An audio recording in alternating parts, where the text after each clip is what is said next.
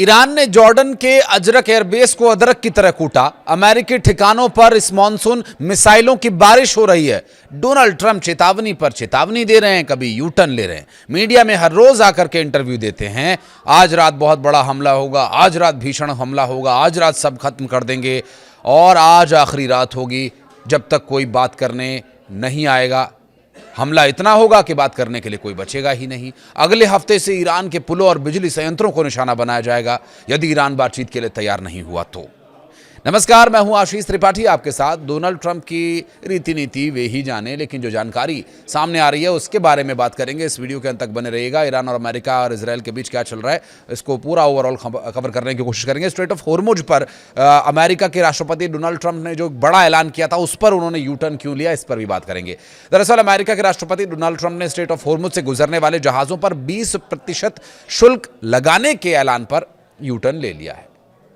बल्कि अमेरिका में होने वाले निवेश को सुरक्षा लागत की भरपाई माना जाएगा, इसलिए ये यू टर्न लेकर के उन्होंने कहा कि इधर 20% नहीं लेंगे, हम इसे सुरक्षा मानकों की भरपाई माने। ईरान की इस्लामिक रेवोल्यूशनरी गार्ड कॉर्प्स यानी IRGC ने अमेरिका को कड़ी चेतावनी देते हुए कहा कि जब तक अमेरिकी हमले जारी रहेंगे तब तक क्षेत्र से तेल और गैस का निर्यात सामान्य नहीं होने दिया जाएगा।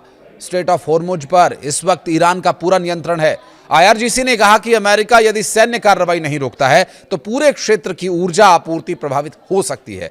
इस लगातार हो रहे वार और पलटवार के बीच, समुद्री नाकेबंदी के बीच, तेल निर्यात पर खतरे और जॉर्डन तक हमलों के फैसले से अब तक पूरा खाड़ी क्षेत्र युद्ध जैसे हालात की ओर बढ़ता हुआ दिखाई दे रहा है।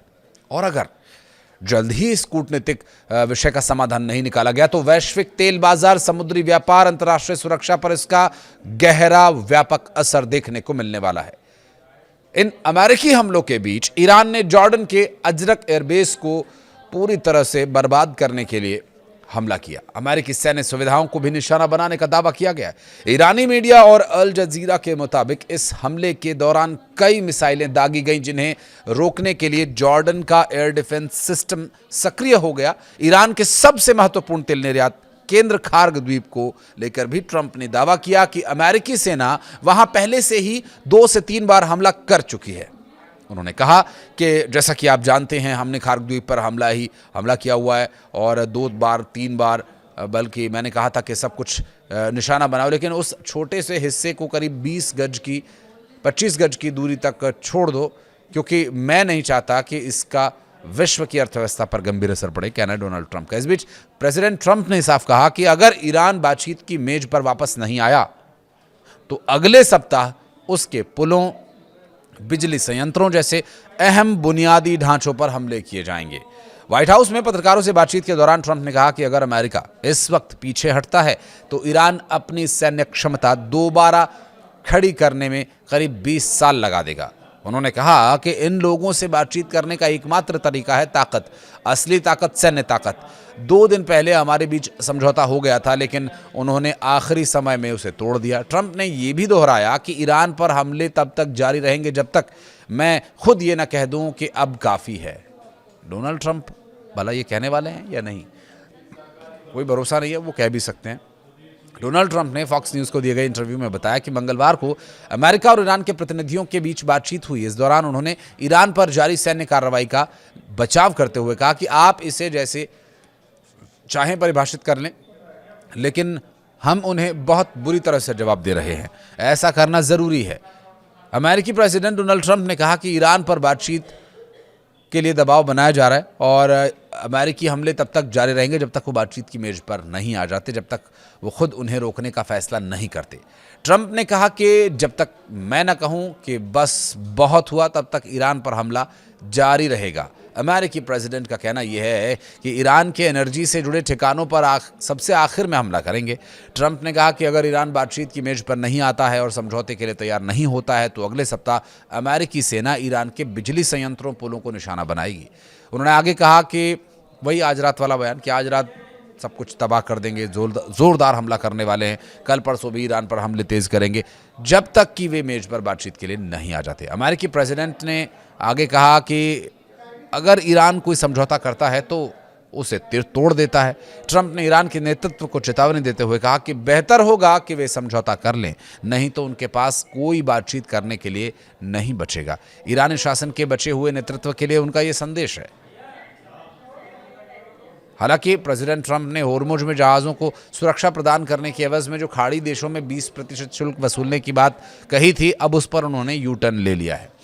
उन्होंने कहा कि खाड़ी देश अमेरिका के साथ निवेश और व्यापार समझौता करके ये भरपाई करेंगे। संयुक्त राष्ट्र और भारत समेत कई देशों ने इस योजना का विरोध किया था, जबकि ब्राजील के राष्ट्रपति लूला डिसिल्वा ने ट्रंप के इस फैसले का मजाक उड़ाते हुए कहा था कि ये अमेरिका को डकैती के लिए तैयार कर रही हैं।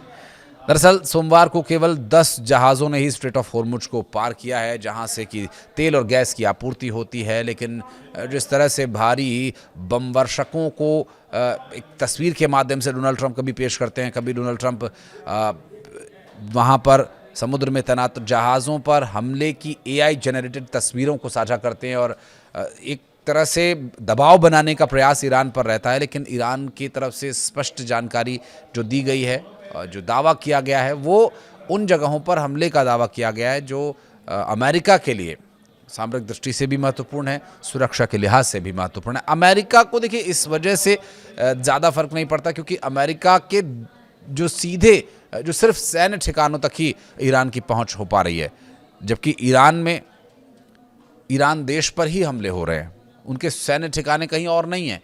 ये तो एक तरह से औपनिवेशिक उनका क्षेत्र है जो खाड़ी देशों में। अब इससे खाड़ी देशों को सीधी तकलीफ हो रही है। खाड़ी देश बार बार अमेरिका को ये बोल रहे हैं कि आप यार ये ख़त्म करो, आप ये इतना सब कुछ जो भी हो रहा है, इस हमले की वजह से, इस युद्ध की वजह से खाड़ी देशों में लगातार भय का आतंक का माहौल बना रहता है, क्योंकि ये खाड़ी देश अब तेल व्यापार में पूरी तरह से मशगूल रहते हैं। युद्ध या लड़ाई झगड़े, गोला बारूद से उनका बहुत ज़्यादा राब्ता होता नहीं है और वो रखना भी नहीं चाहते। उनका राब्ता है तेल, गैस, ईंधन की वो दुनिया भर में आपूर्ति करें और दुनिया भर की करेंसी अपने देश में लेकर आएँ। और बाकी गल्फ़ कंट्रीज़ में क्या क्या होता है, इंटरनेट पर सब कुछ अवेलेबल है, आप देख सकते हैं। तो वो सिचुएशन और फिर ये हमले और इसका बचाव और एयर डिफेंस सिस्टम, तो उतना तत्पर खाड़ी देशों में कोई ऐसा देश नहीं जो ईरान जैसे देश के हमलों को पूरी तरह से सही तरीके से झेल सके और उसका जवाब दे सके। इसलिए फिर वो खाड़ी देशों पर हमला करते हैं, खाड़ी देश अमेरिका पर दबाव बनाते हैं। तो इसलिए एक लूप जैसा बना हुआ है और एक जो सीधे तौर पर हमले का असर होना चाहिए ईरान की तरफ से किए जाने वाले हमलों का, वो उतना व्यापक स्तर पर दिखाई नहीं देता है। इसलिए बातचीत भी कई बार खटाई में पड़ जाती है। उसके पीछे कई कारण हैं। कई बार अमेरिका इजराइल का रवैया, तो कई बार ईरान के तरफ से अपने हक की लड़ाई के लिए उठाए जाने वाले कदम। तो ये जो परिस्थितियां बनी हुई हैं, इन परिस्थितियों से कब तक इसी तरह से जूझना पड़ेगा। तेल गैस की आपूर्ति की समस्याओं को लेकर के क्या हाल ही में हमें परेशानियां देखने को मिलेंगी, ये सभी विषय फिलहाल आगे देखने के होंगे। कुछ कहना चाहें तो कमेंट सेक्शन में ज़रूर बताइएगा। वीडियो को यहाँ तक देखने के लिए आपका बहुत बहुत धन्यवाद।